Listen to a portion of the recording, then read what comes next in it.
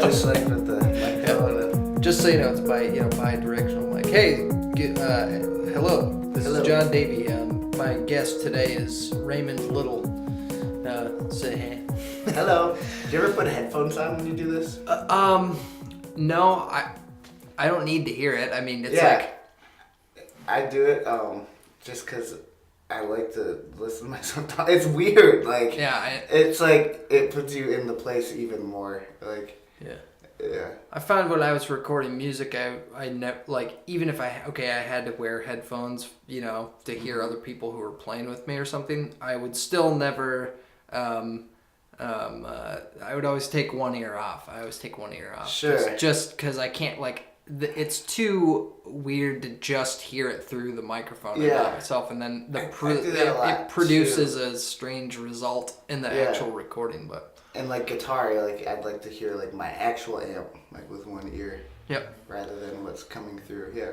So we're just jumping into it here. Raymond texted me earlier today, and he said, or like a little bit ago, and he said, "Hey, what are you up to?" And I said, "Nothing. Come over and do a podcast because I have a little time to kill before I go to work this evening." So, tell the nice folks out there,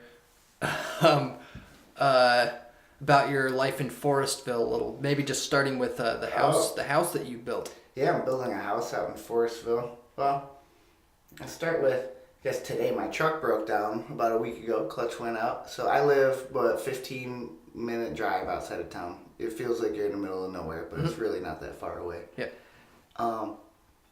Yeah, and it's been really cool because I've been stuck there all week without a car. And I've got a ton of stuff done. From actual construction work. I built steps this week. What else did I do? Wait, I thought you had steps in there. I built a ladder to get upstairs. I was using an actual ladder to go I thought upstairs. You meant outside. Yeah. Okay. Yep, Don Willis built those. That's right. A garden. I did some gardening. Built a garden box this week. But I also went through notebooks and made lists, organized my clothes. Like I got my whole life organized. I feel like being stuck at home. I'm not stuck. You know, I could walk to tower. I rode my bike today. Yeah. I could get a ride. But for the most part, you know, I was just there and it was really healthy. I feel like I wrote a lot of lists. Got rid of a lot of stuff. That feels good. Got rid of a lot of stuff? Yeah. Well, okay, so I didn't actually get rid of it because it's on my truck, but it's outside in my little garage area. Yeah. You know, I got a Vinnie's pile and a garbage pile and a recycling pile. Cool. Oh yeah, what do you do for that? You bring a load into There's town? pickup actually. Oh, okay. By the railroad tracks. Okay, in cool. Forestville. Yep. Nice. So yeah, just for people who might not know what the deal is. So you came up here to the UP. I know you've told me this story before, but just for the purpose of the listeners. So you came up to the UP how many years ago?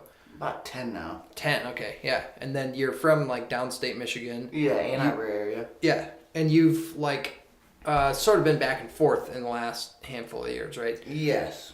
And there was a period of time where you had a camper from a 1960s little camper that you might attach to the back of a truck or something. Yeah, 62 teal. Yeah, it's called a Banner, but I can't really find any info on them online, but people would probably know them as a Shasta. They kind of look like Shastas, which are more popular.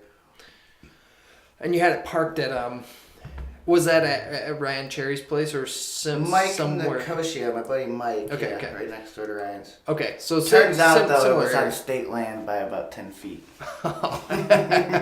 Oops. Yeah. So you had your stuff parked out there, and you were there for a summer or part of a summer, and then fall and into the winter. Fall into the winter, yeah, to March. Yep. Right to the worst of the winter.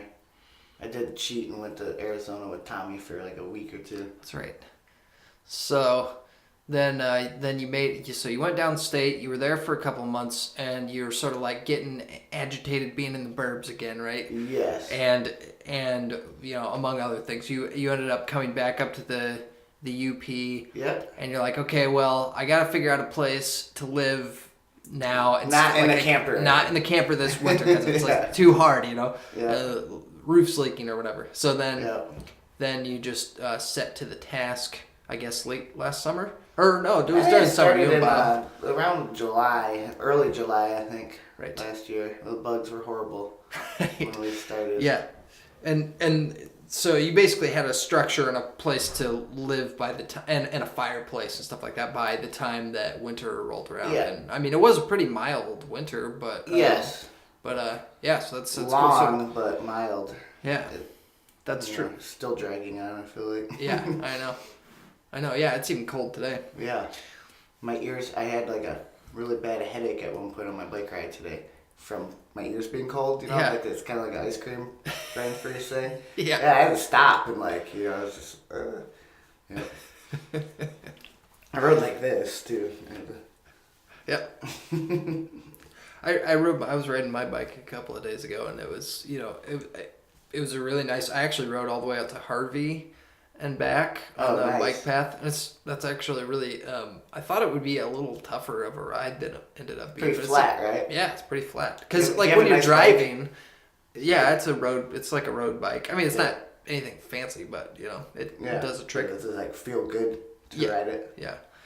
So like when sounds you're pretty good. driving, you go over that big hill from from Harvey yeah. into Marquette, and you can see like the town from up there. Yeah. You feel like you're pretty high up there actually, but Have you gone on the around bike. there?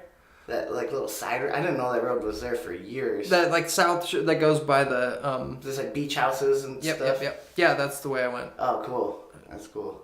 That's a kind of a nice little beach down there. I mean, if I you know. look left, there's like the power plant right there on the yeah. water. But it's actually kind of a nice little beach. Yeah. It'd be a good place to watch fireworks. What from. were people picking up down there a couple of years? Maybe it's before you were here, but is it E. coli that you can get from?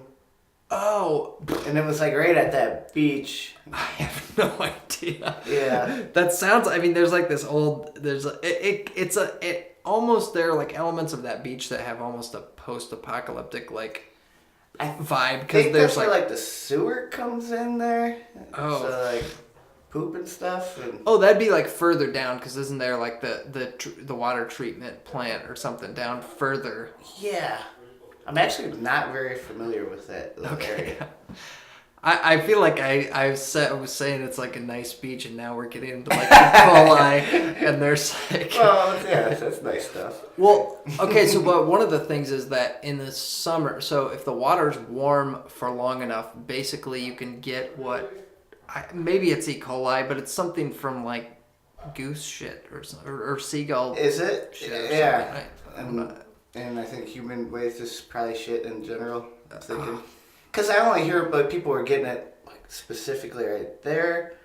Oh, is it? Never is it heard about maybe it, like people getting it in like Big Bay. right? But Well, maybe 'cause yeah. there's no people in Big Bay to. I guess because like that break wall is down there. People who are listening can imagine there's like basically this harbor made and like it sort of cuts off. There's a wall that juts out and that helps create this harbor. So it's like the water make the inside water of there. calmer. Yeah, it's calmer and there's like a marina in there Probably and stuff. sitting more. You Yeah. think? Still So water. yeah, kinda? maybe it's like more stagnant And over there or shallow. something. Yeah. You know? It is shallow, especially just right down there, like along like Lake Shore. If you don't like before you get to that path, like definitely you can go right down to that water, and it's pretty just like glass pretty much all the time.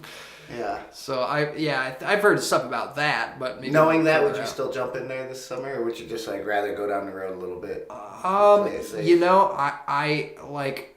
It depends on who I was with. I wouldn't go there specifically, but if I was like with people and someone's like, "Ooh, jump in, man," I'd probably do it, Sure. I don't care. Yeah, But- I would too. Yeah. Yeah, but I wouldn't seek it out. Right, I'd right, probably right. Pick another spot. Actually, the beaches are crazy in town in the summertime. Yeah. Because you live right here.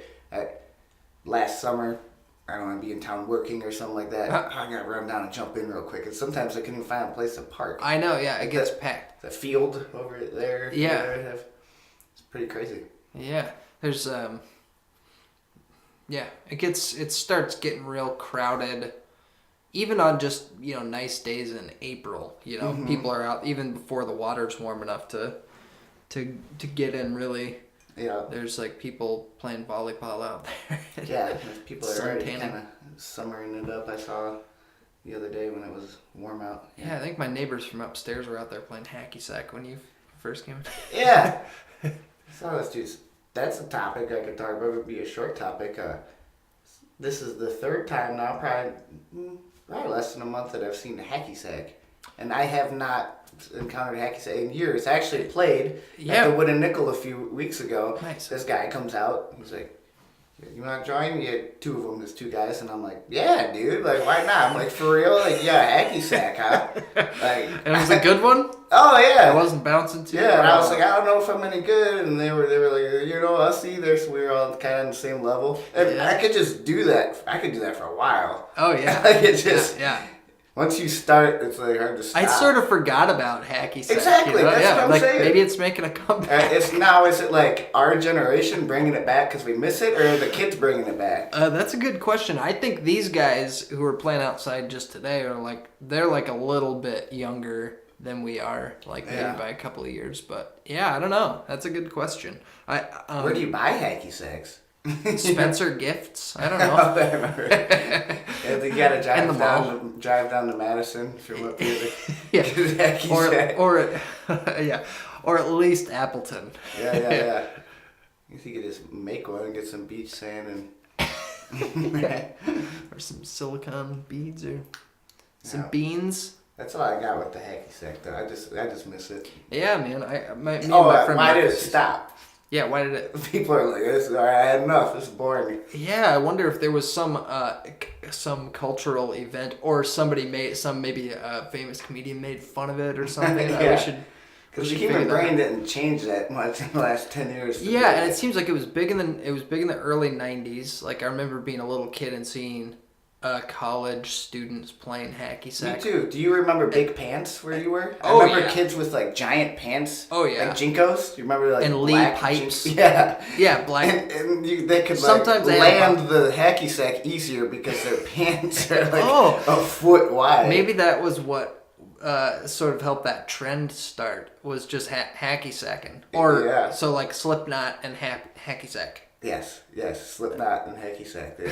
I think that's why. And Jinkos, and Lee pipes. Yeah, with the pants that had the stripes. Yeah, yes, and the some of them had bondage stuff on them. Yeah.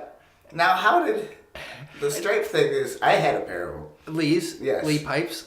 I heard somewhere those recently. Look awful. Do they not? Like I'm thinking about it now. Like how did that? Well, there was a lot of awful stuff in the 90s. Sure. But like I thought, I'm like, yeah, this is it. These are what I need. Like this is pretty. Yeah. My friend Todd Larson used to separate kids at like the local shows into the skinny pants kids and the baggy pants, big pants kids, and then sometimes he would his band would be playing and then he would separate everybody into two groups and he'd say everybody with skinny pants go over to this side of the room, everybody with fat pants go over there, and then at a certain point, maybe at the breakdown in the song, he would have everybody just charge toward each other. That's awesome. Yeah, it was kind of sort of like the preps versus the jocks, but a different version of it. I never did the skinny pants. I like the look. I think I would still be wearing those now, or would be wearing those now. But it's kind of not comfortable to me. Yeah. I'm always like a late adapter. Like I see something, I think it's cool. I watch everybody do it, and then right as it's going out, I'm like, finally get around to doing something. So then skinny pants are disappearing, and then I'm still wearing them sometimes. Yeah. It just happens, and I'm like that not just with clothes, but with a telephone or sure.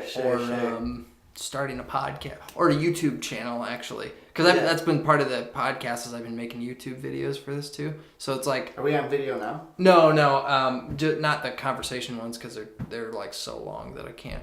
Okay. They had even a 10-minute one I have to load onto my computer. It takes half an hour. So, we're building as we go, but. Cool little spot though. Yeah. Do you play music in here? Yes, I do, but only after business hours, basically. Okay. So, yeah. Yeah. So you got a truck, and that was like when back in the winter, early winter, late fall.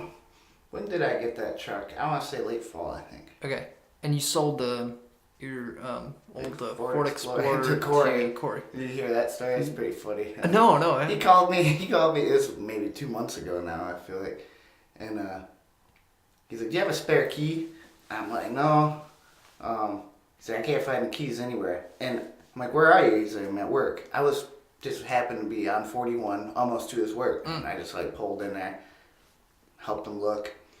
I'm like, "What were you wearing?" After we looked for like an hour, and he's like, "Well, the thing is, like I actually lost them yesterday, and I was wearing something different." And I'm like, he like didn't tell me that the whole time. He kind of kept that part secret. I'm like, dude, well, they're probably like, what was he wearing? Go home, some other jacket or whatever. And I don't know. We couldn't find them. Man, I talked to him the next day, and no luck. Well, about a month later, I drive by his work and I look, and that car's sitting in the same spot. And I'm like, yeah, maybe he just parked it there. I texted him. I'm like, did you still not find the keys? And he's like, no. Whoa. Yeah. And then like a month later, I called him and he didn't get a key made because I guess there's a chip. I told him there wasn't, but I guess there's a chip in the key. Oh God, yeah. So it's probably a couple $100. Huh? I think he said it was like $500 or something. Whoa, or buddy. So he's gonna sell it because of that. I don't know. I'm like, well, you should still buy the key and then sell it. Yeah. I don't know what he did. It might still be sitting there. Yeah, that was the thing on those Explorers for a while. They must have abandoned them. No, maybe not. Maybe not on new cars. Like, it seems like what's you that? have The chip? to have a yeah. See, I thought that was like like for a fancy car. This is like a '99 Explorer. Well, I actually laughed at him. I'm like, no, it doesn't have a chip. Yeah, the Explorers were like the way ahead of like on this. They like were like kind of crazy about the security stuff because you remember they had the number pads on the door. Oh, yeah. Did yours have that? No, but those were, I think, I forget, there's like the Sport. Yeah, there's like an Eddie Bauer one. I think those ones probably for sure had the... Yeah. Oh, yeah. Eddie Bauer. Did you ever own anything Eddie Bauer? No. Tell you the truth, I don't really know what it is, but is it clothes and like backpacks, right? Yeah, outdoors stuff. But is it like... It's like... Is that guy a famous like hiker or something? Is he I don't know Davy Crockett or something like that? Or is he just like Tommy Hilfiger? I don't know who Eddie Bauer is. Yeah, it was like outdoor stuff, but that like people in suburbs would buy for outdoor stuff. JanSport. I had a JanSport. JanSport, yeah, that's famous. That's coming back, I think, too. That's a nice backpack, man. Yeah. It was basic. Yeah, I had an Eddie Bauer backpack that I got for Christmas one year, and like. How do you get a car? Huh? How's this guy on a car? What's he got to do with a Ford Explorer? I think it's outdoorsy, like yeah, outdoorsy. So like they probably teamed up with Ford as a partner or whatever, if you will, and then we gotta find out if this is a real guy. Yeah, that's a good question. I'm sure he is. I wonder if he's still around, or I mean, I know the brand is, but I wonder if Ed's still around. Yeah. I'm just picturing for some reason in my head like when he was a little kid at school, but before the name was famous, like they had a substitute teacher. Eddie Bauer, here. Little did his classmates know. Yeah. Like 20 years down the road, yeah, I sit next to the game. And they're like dads now, and so they're just wearing Eddie Bauer stuff, and they don't realize it was the same Eddie Bauer they were in trigonometry with. Yeah, we were best friends. Everybody was best friends. You might not get this because I know you're from Indiana, but where I'm from, down in the Ann Arbor area, and I even hear it up here. Everybody, like, man, like, yeah, my dad is friends with Bob Seger. Like, they went to high school like there. I'm like, man, this guy had a lot of best friends. Yeah. Bob Seger. Axl Rose is from my town, so told me that. Yeah. Which is him strange. Him and Izzy Stradlin from Guns N' Roses. Yeah, is that the other guitar player, the keyboard guy? I think he was the keyboard guy. There's an Izzy and a Dizzy in that band, I believe. Oh yeah, Izzy Stradlin, I think he was like in the band for a while, and then he wasn't. So then there was like You're sort of right. the core members, but I think he was like one of the guys that was in Guns N' Roses at first. But yeah, like I get same thing. Like all these guys from Lafayette that are like my friends' dads, you know, went to school with Axl Rose, and then you know have these stories about how they, you know, beat up Axl Rose. So they were tougher than Axl Rose, but I don't know if Axl Rose even actually ever had like I don't know if he was supposed to be like a tough guy, rock and roller, but Or maybe that's why he like did the rock and roll thing, because he got like beat up as a kid. that could be. That could be. That's why I bought that leather jacket. You know. I was gonna ask about that leather jacket. Boomerang. Boomerang. Oh yeah, okay. That place is cool. Yeah. If Boomerang is a, what do you call that? A boutique, a clothing store. Yep. Vintage boutique. Bud has a couple of nice cowboy shirts. Yep, that's why I went in there. They don't have much men's clothing, but what they do have is pretty cool. Yeah. Mary used to work there, right? That's right. Yep. I always wondered where that was, and it's funny because it's right on the. Well, it wasn't. Corner. It was down. It was down a little further next to the Delft or something, you Oh. know. And it was a smaller space. Now it's like Gotcha. way more visible. But Killer location. Yeah. It's got to be some pricey rent, I would imagine, but yeah, that's like first thing you see when you roll in the Marquette. it's true. Yeah. So, oh yeah, but I was thinking about Guns N' Roses, and then I remembered that a couple of days ago. So there's this song. I don't know if you've ever heard this song, "Love Hurts." It's like by Brian Boudleau or something like that. It was a country song first, and I think I can't remember who. Is this like the famous like 80s Love song? hurts, love scars, Yeah. wounds and Mars. And Who did that in like the 80s? Nazareth. Nazareth. So yeah, but it was like Graham Parsons, the Graham Parsons, like the Flying Burrito Brothers, Graham Parsons. He had a version of it that was great. I heard that last year working for Mike Potts. And then the Rolling Stones, I think, did a version of it, and I then didn't hear that one. I think that's how it sort of translated into the rock world. And Nazareth did it. And then I was reading this thing about Nazareth because I've known the name for a long time, but I didn't really know I don't anything know much about them either. Nazareth. But Hair they of were the Dog, right? Is that their big? oh maybe. Now you're messing with the son of a bitch. I think that's how I say it, right? It could be. It sounds like. But they were saying that was sort of like Nazareth was sort of the blueprint for Guns N' Roses. Oh. They were like the predecessor because that guy sings like that, and then Axl Rose was like emulating him, and then that became a big thing in like the 80s and the early 90s to sort of sing like that before grunge hit. Yeah. You know. I don't necessarily like his voice, but But when I do hear Axl's voice, I'm like, that's pretty crazy. Yeah, It's pretty amazing, whether you like it or not. It's like I think he made it onto one of those lists of like biggest range in rock singing I or believe whatever. that. It's like maybe one of the guys from I don't know. There's like a whole. I was just kind of reading about that a couple of months ago. All these rock singers with this tremendous range, and of course, like Roy Orbison's on there. Oh yeah. And like maybe it's the guy from Judas Priest or something else. Chris Cornell was probably on Yeah, there. yeah. Oh, yeah. Yeah. I did. He hear was a about pretty that. big. I mean, when I grew up, I was big into all of that stuff. Alice in Chains and Nirvana and Soundgarden. Mm-hmm. I don't listen to much of that anymore. Yeah. But the one band that kind of stayed true, or that I liked still as I got older, was Pearl Jam. Yeah. And Eddie Vedder always seemed like a really powerful dude to me. And it kind of like, it's not surprising that he's like, out of all those bands, he's like the last one. Like Lane Staley from Alice in Chains, Kurt Cobain, now Chris Cornell, Stone Scott Temple Weiland Pilots, last yeah, year. yeah. And like Eddie, I couldn't imagine him doing that. Did they all kill themselves? Oh geez, I don't know about the guy. I don't know No, about the first Scott guy. Weiland. He OD'd, OD'd. which is kind of the same thing. And I think Lane Staley did too. That's the singer from Alice in Chains. Okay. Yeah. Wow. Man. Like what a time. I know. What a time. I wonder the what video from he was playing in Detroit, Right. and I watched like the last song they played, and it was something in Bulldozers. It's on Bad Motorfinger, which is pretty badass album. It's I think their first album, like 1987. Yeah. Maybe 89. You know, he killed it. He's 52. In this song, there's like these big like scream high notes, and he hit them still. And then I typed in his name on Google, and it brought up his Twitter. And like he had tweets like, you know, he just had a Mother's Day one to his wife, one to his mom, and like, thank you Indianapolis, like amazing crowd, like, you know, I mean it's hard to get a read on somebody obviously through like a little status online, but I don't know.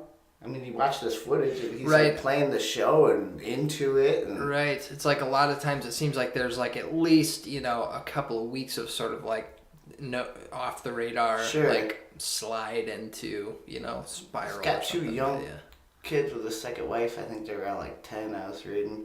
That's too bad, man. Yeah. I was actually way into him when I was in the Rage Against the Machine. So when Audio Slave happened, I was in middle school. I like the Audio Slave. Yeah, those are good pop songs, man. Yeah. And that first album is great. And I remember reading an interview back then. He was like using a bunch, and he was in a real dark period. The next album came out, and it was like real happy and poppy. And I'm like, well, what happened? He got married, he got clean, and he had these two little kids, which that makes sense. They'd be about 10. Yeah. Now. Man.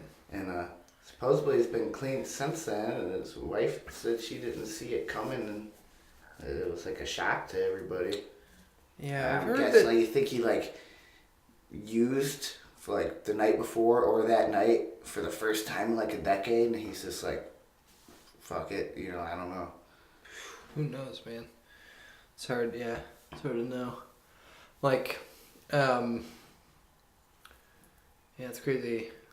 I don't want to get maybe I don't want to get too into like the dark stuff, but no, I mean that's fine. And like, but you know, I've like heard that if you have that sort of mentality, then it's something that you carry around with you even on like good days, you know, and like where you could just anytime you think like, well, I could do that whenever, you know, and so it's a strange thing about that kind of condition, and it's like, yeah, you gotta, I guess if you're around it or like somebody, you gotta remember and you gotta speak the truth, I think. Sure. Like, because I think a lot of times that comes from like a sort of like isolation that people perceive, maybe correctly, so that nobody around them is telling the truth, you know, and like and I think you have to be in that, you know, situation in order to let it go that far, you know. Mm-hmm. So anyway. Yeah. So the first time I ever heard Audio Slave, or Soundgarden actually, was in my brother used to play this game called Road Rash. I remember. It was a motorcycle game. No, not the N64 version, the PC version. Oh, okay. But yeah, it was also one. You like kick guys off the motorcycles? Yep, you're riding a motorcycle around.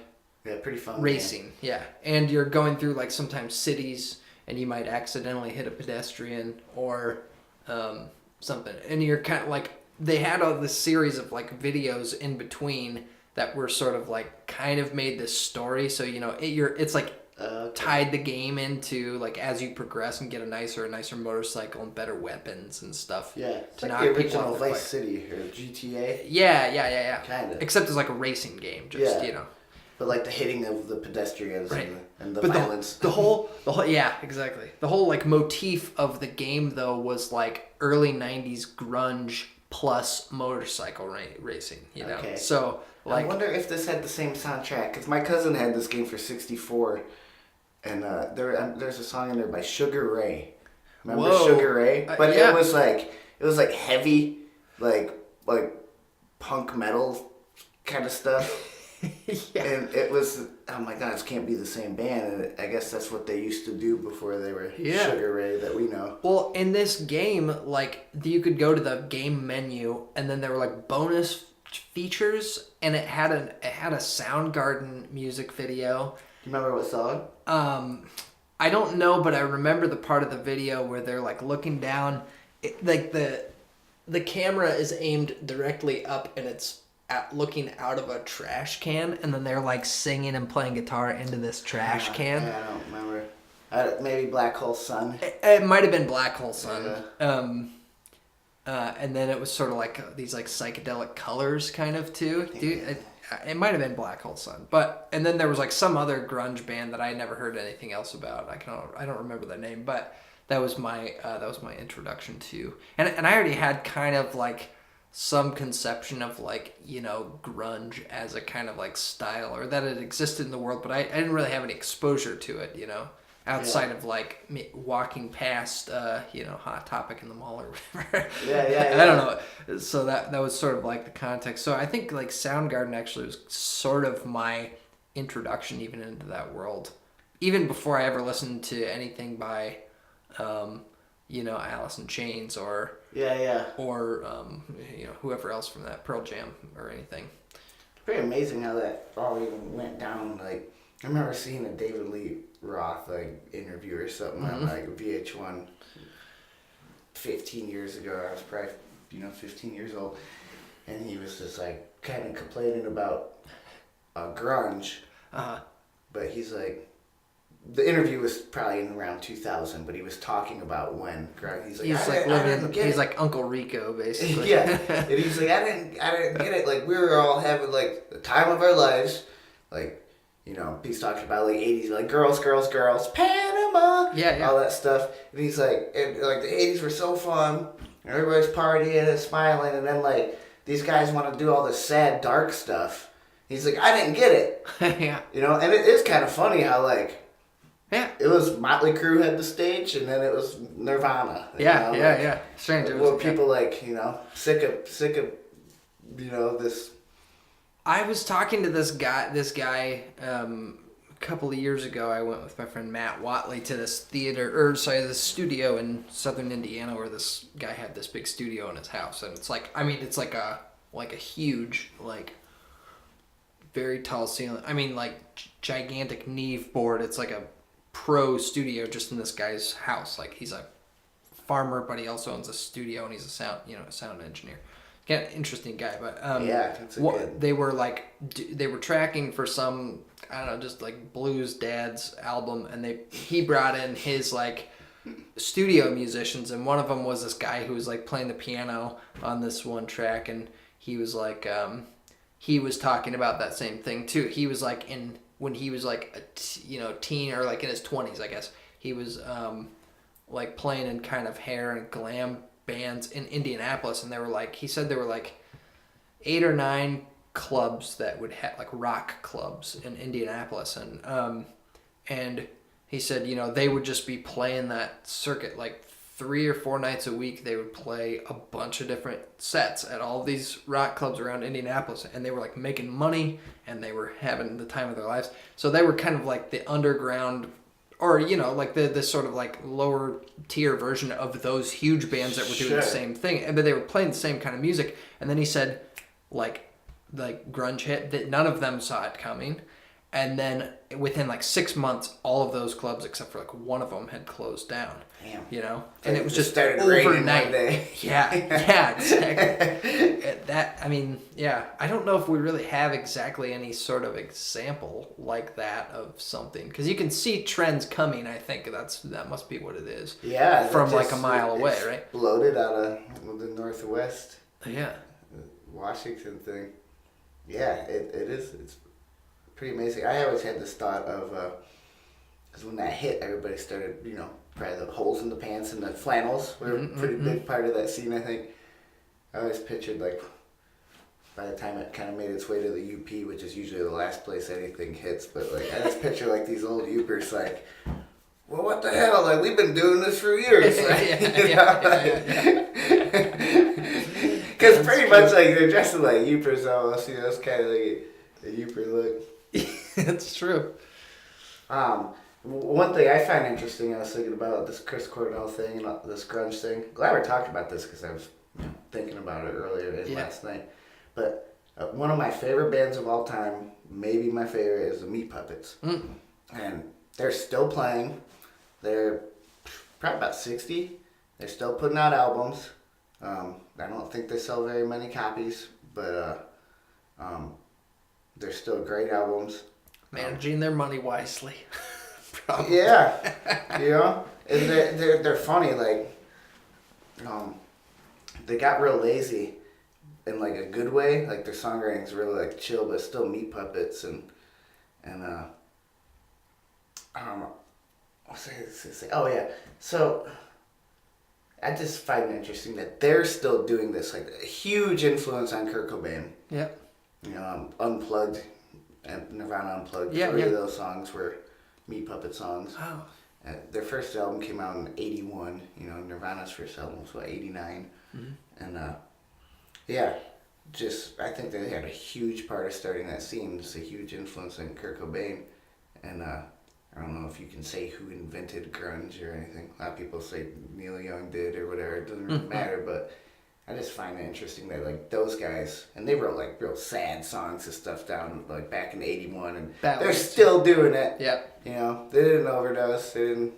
Yep, you know. yep. It's interesting. Like, it's interesting to see who sort of like, I don't know, I guess has the foresight or, you know, kind of gets their shit together and then has an idea of how they're going to make it happen, like, into the future. Yeah. And so it's always interesting. Like, I was watching the thing about this documentary about Joe Cocker, you know. I watched that too. Yeah, and Billy Joel's in it, you know. Yep. Of course, Billy Joel's still at it doing stuff. Sure. I mean, he's not like, you know, like I don't know. He just has like a good attitude, I think. Mm-hmm. And you know, I've never been like this crazy Billy Joel fan or anything, but it's like, you know, Me neither, but I still like should a get clear into him. I actually picture. Yeah. haven't listened to much Billy Joel. Yeah. Yeah. Yeah. He's like kind of that rock and roll and pop, but more pop, but you know, just great singer, arranger, like you know, musician in general. It's cool stuff.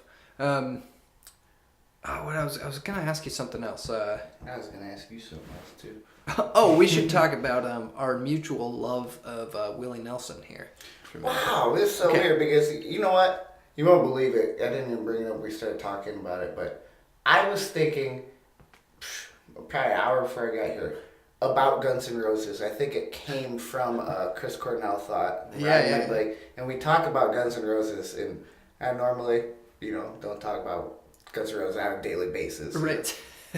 And on my way here, it took me a little longer than it should have because I love garage sale season. Mm-hmm. And I saw a garage sale. I stopped by on my bike and go through all the tapes. Willie Nelson Greatest Hits. I only have a cassette in my truck, and any new cassette that I like, it's just like it changes my whole life. Yeah. Because I've got like 3 of them that play, and like right. that like increases my collection by like 25% if I get one. And I actually didn't get it because I have only one bill. I have a $50 bill, and I changed my pants, and it was a quarter. I'm just like, screw it. I just set it back down. But that's funny. Too bad. And then when it crossed my mind too, I was like, well, I remember giving you a Buck Owens tape. Yep. And when I was there, I was like, well, I should look for some like Buck Owens, or maybe I can get Davey a tape. You know, he likes Willie Nelson too, you know, and then get here. We should talk about our mutual Guns N' Roses and Willie Nelson. Yeah. Anyway, so yeah. Well, you should. Willie? The other day, I was thinking about. I've been on the kick, by the way. You have? Okay. Yeah. I was thinking the other day. I was thinking about that story you told, which you should tell the listeners here. That when you met and chatted with Willie Nelson for a while. I did. Yeah. That was 2007, and I was not a Willie Nelson fan then. Right. And probably could only name On the Road Again if, you know. Right. So I didn't think it was as cool then as I do now. Like, I wish I could, like, you know, hang out with him now. You probably would have had a totally different experience, right? If you ran into him now, and like I was still maybe like in a good starstruck, way, and I was 18 years old, and yeah. So the story is, I never really left, Michigan. I used to go to Virginia to see my grandparents. Never went west. Mm-hmm. I graduated high school, and me and my buddy had been planning this trip, and it was just the best. Like, I don't care. That's the best feeling in the world when you're young and you're seeing different stuff for the first time. Oh yeah. You know, you can travel now and it's still cool, but there's nothing like that. Yeah. And yeah, that's true. And yeah, we went through the Rockies and we went to the Grand Canyon from there, and then we ended up, it's going full circle. We ended up going to, the whole reason was to go to Coachella, which is my first and last. I'm not a big, that wasn't my scene. There's a whole bunch of drugs and I don't like big crowds, but we went to see Rage Against the Machine. Yeah.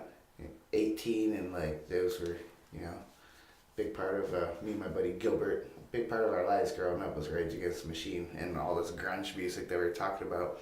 And Audio Slave had just broken up, and Rage got back together, and it was their first show in I think 8 years. And, Man. I think that, I don't know if it still holds, but I remember reading that show like broke a record of like the amount of people at one show. Wow. Yeah, so they played the last night, and I was just like exhausted. It was like 110 degrees. I spent a lot of time actually. My truck was parked like miles away. I spent a lot of time in the day just sitting in there with the air conditioning on and trying to nap because you couldn't sleep at night because people were just screaming all night.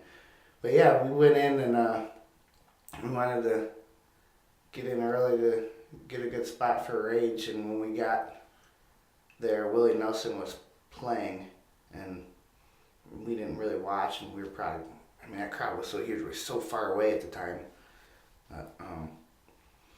We had wristbands on from, we got some older people to buy us their little alcohol bracelets, and we went like, all right, let's go get a beer before Rage, and we went into this, like, they call it beer tent, beer garden or whatever. Yeah. And in the back, there's just like a mass of porta potties, like, probably like half a mile, because this festival's huge. Yeah. And behind there is like a fence. I think we went back there like to smoke a cigarette up against this fence, and you could kind of see behind like the main stage, and there's all the tour buses and stuff. And there's nobody back there because you're behind all these porta potties, so we're the only two people are gonna I don't know how we ended up there, but like I said, I don't like crowds, so anything to get away from people. And this guy just opened up the gate there. There's nobody else around, and he's like, you coming? He's real weird. I don't know. Like, he worked there, he was like a security guard, but it does seem like he was all there. And we look around, and we're like, oh yeah, we're coming. So we just like go in, and we're just like, oh my gosh, I can't believe we're back here. And we're walking by all these tour buses, just butterflies, like going, or also like kind of scared, like we might get kicked out. Yeah. And we might miss Rage if we get kicked out. And we start seeing all these signs that say Celebrity Beer Garden.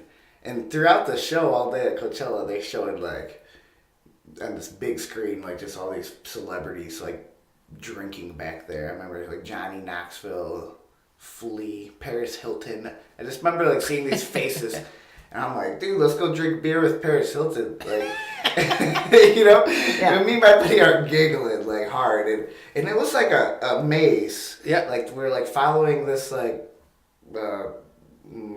path, sidewalk thing. They had it all fenced in with like. The fence was real high with like some type of black canvas on it, so you almost felt like you're walking down like a tunnel. And we're like, oh man, we're almost there. We get around this corner, and they check you a second time for your pass, which we didn't have to be back there. So we just turned around, and we're like, all right, well that was cool, but now we gotta like get back in and see Rage, and like how are we even gonna get back in? They're gonna be like, how'd you guys get back here? But wasn't too worried about it because I had some beers in me and I was 18. And we were walking by this big huge bus, which I've read Willie Nelson's autobiography, and I know enough about him now that that's his bus, but I didn't know that at the time. But my buddy was like, I bet that's Willie Nelson's bus. And I was like, yeah, who cares, And I just like walked by and I jumped up, I just picked the window. I had to jump, it's tall, it's a huge bus. And I knocked on a window, and he's like, what are you doing, you idiot? And I opened, and it was Willie Nelson. And Gilbert said to him, it was, I don't know if he did it on purpose, because he's not that quick usually, but he's like, is that Willie you? Is that Willie you? And like, I didn't really have anything to say to the guy. Like, I was like, oh man. I was like, happy birthday. Because we seen on the screen, that big screen, that it was his birthday. Thank you very much, young man. How old are you? And he said the year he was born. And I did the math, and it was 75. I did it pretty quick, He complimented me on my math. And he asked where we were from, where we were going. We were going to Tucson. And he said that he was playing there in 2 days. He said, because it's at this point, Gilbert started videotaping. So I remember his exact words are, we're playing there the day after next. I was like, well, we're playing there the day after next. And I'm like, really? Can you get us tickets? He's like, yeah, when you get there, just ask for Pootie. I was like, all right. So later on in that trip, we didn't end up going. But I'm like, what was that name, Pootie? He's like, yeah, he said to ask for Pootie. Gilbert's like, he's probably not a real guy. We're going to get our asses kicked if we ask for Pootie or something, Now that I've read his autobiography, it's one of his best friends. It's either a bus driver or like road manager. Yep. But I took a picture last year of a page in the book where he's talking about his best friend Pootie. And I texted it to my friend Gilbert, and he's, oh my gosh, it's a real guy. Yeah. I love that. I love that story. You jumped up and... The best part, though, is this guy comes around, we look over out of the darkness, and there's he probably about 70 about 70, I'd say. Big mustache, like cowboy, the big belt buckle, and his hands like that. And we stuck in his belt loops or whatever. Yeah. And when we turn around, and he's just kind of sitting there, over there. And we're like, hey. And he's like, I think it's time you boys take off. And we're just like, oh yeah, like, yes sir. Like, this guy was like, 70, could just take both of us, no problem. And I mean, he's probably been in so many brawls over the years, back in the 60s and 70s, for putting up with drunk people. And Willie, I think he looked at us and like, all right, I don't think he was worried or concerned. We were talking for like 10 minutes, and Willie was on there with his family, and he wasn't like, get the hell out of here. He stood there for a minute, and he's like, all right, enough is enough. And we're, oh yeah. See ya. Yes, sir. Bye, Willie. Bye, Willie. See you in a couple of days. Yeah, that's good, man. I just watched recently that video of what's his, he has this recent song, I'm Still Not Dead or something. Yeah, I like that song. Yeah, I thought it was a like a Rancid song or something, because I thought they had a song that was just like that. You know why he wrote that? Because he read somewhere that he died. Like, that's like, it seems like a common thing for celebs, right? It happened twice, I know, for him. One time I was in Arizona, I remember I was sleeping in the tent. No, Mississippi. This was last year. And my friend texted me at like 2 in the morning. And I was like, oh no. Like, it's Willie Nelson. Man. And I looked closer, and it was like mbc.com or something like that. Like, I was like, wait. And then I typed in hoax, like Willie Nelson hoax on Google, and it was like, this went around today, it's a hoax. So it kept happening, so he wrote that song. Yeah, that's why Norm Macdonald said he wrote his book, because somebody sent him a link to his Wikipedia page, and he went on it, and it had Norm Macdonald's death, like he had died. Oh. And it said Norm Macdonald was a something, and then he was like, it like shocked him, because he's already like afraid of death, like, and he's like thinks about it all the time, and which is like why he's kind of like a hypochondriac or something, but or just like a germaphobe, I guess. But he was saying that he read that, and he read that he had died of a drug overdose in a hotel room, and he was like in a hotel room when he was reading this, and so it just sort of messed him up, and then so he started am I dreaming? Yeah.